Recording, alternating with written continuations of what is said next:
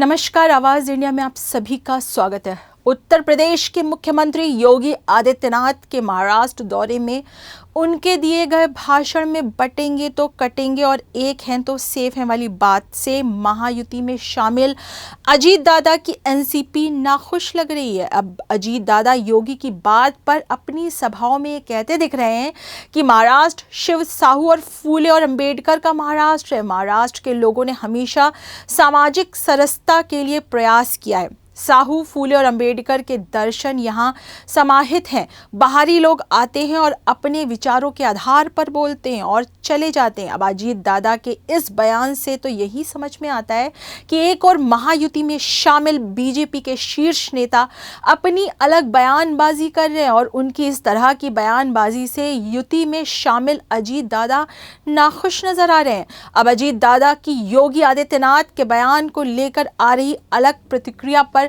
शिवसेना उद्धव दल के निशाना साध रही है। शिवसेना प्रवक्ता आनंद दुबे ने इस बारे में बयान देते हुए कहा कि महाराष्ट्र की जनता महायुति की राजनीति के अखाड़े में चल रही है। ये नूरा कुश्ती भली भांति देख रही है और इनकी बातें साफ दर्शाती है कि महायुति में सब कुछ ठीक ठाक नहीं है। हम पहले दिन से कह रहे हैं कि महायुति में आपस में सब कुछ ठीक नहीं है। महायुति में समय समय पर जो कलह है वो खुलकर सामने आती है। अजीत दादा पवार को अब नया दिव्य ज्ञान प्राप्त हुआ है कि महाराष्ट्र में बटेंगे तो कटेंगे जैसे नारे नहीं चलेंगे। ये जो बाहरी नेता जैसे योगी आदित्यनाथ जी जैसे नेता आकर जब यहाँ नफरत फैलाते हैं तो महाराष्ट्र की जनता पसंद नहीं करती। तो अजीत दादा यही दिव्य ज्ञान आप बीजेपी को भी सिखा देते, एकनाथ शिंदे को भी सिखा देते। अरे बीजेपी तो कह रही कि नवाब मलिक दाऊद का गुर्गा है।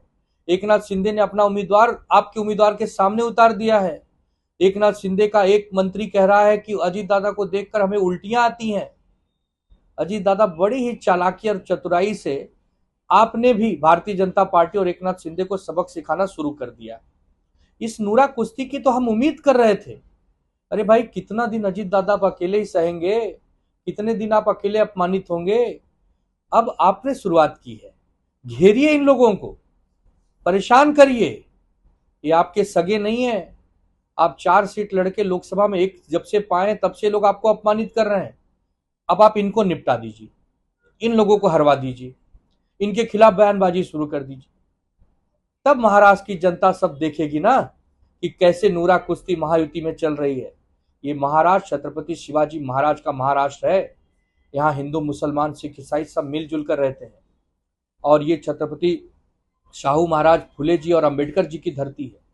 यहाँ बहुत प्रेम और सौहार्दपूर्ण तरीके से लोग रहते हैं। यहाँ न तो बटेंगे न तो कटेंगे।